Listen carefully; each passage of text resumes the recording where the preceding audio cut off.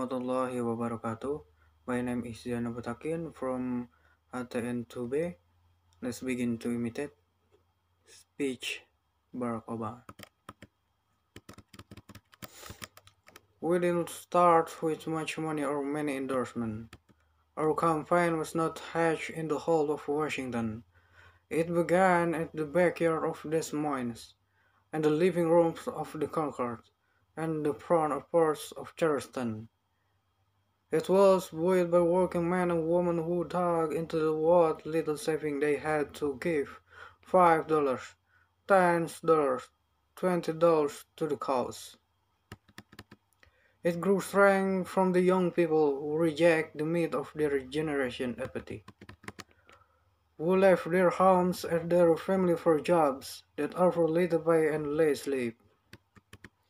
It drew strength from the not so young people who braved the bitter cold and scorching heat to knock on door perfect strangers, and from the million Americans who volunteered and organized, and proved that more than 2 centuries later a government of the people, by the people, and for the people has not perished from the earth.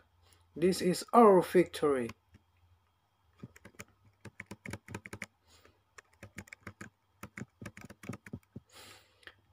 Their mothers and fathers will lie awake after the children fall asleep and wonder how to make the mortgage, or pay their doctor bill, or save enough for their child's college education.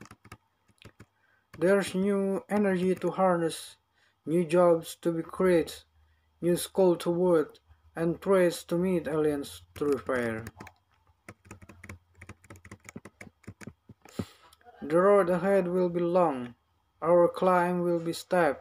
We may not get there in 1 year or even in one term. But America, I have never been more hopeful than I am tonight that we get there. I promise you, we as a people will get there. There will setback and false stars. There are many who won't agree with every decision or policy I make as president. And we know the government can solve every problem. But I will always be honest with you about the challenge we face. I will listen to you, especially when we disagree. And above all, I will ask you to join the work of remaking this nation, the only way it's been done in America for 221 years. Block by block, brick by brick, colossal hand by colossal hand. What began 21 months ago, the depths of winter cannot end on this autumn night. This victory alone is not the change we seek. It is not only is it only the change for us to make that change. And that cannot happen if we go back to the way things were. It can happen without you, without a new spirit of service, a new spirit of sacrifice. So let us summon a new spirit of patriotism, or of responsibility, where each of us resolves to pitch in, work hard, and look after not only ourselves but each other. Let us remember that if this financial crisis taught us anything, that we cannot have a thriving Wall Street while Main Street suffers. In this country, we rise or fall as one nation, as one people.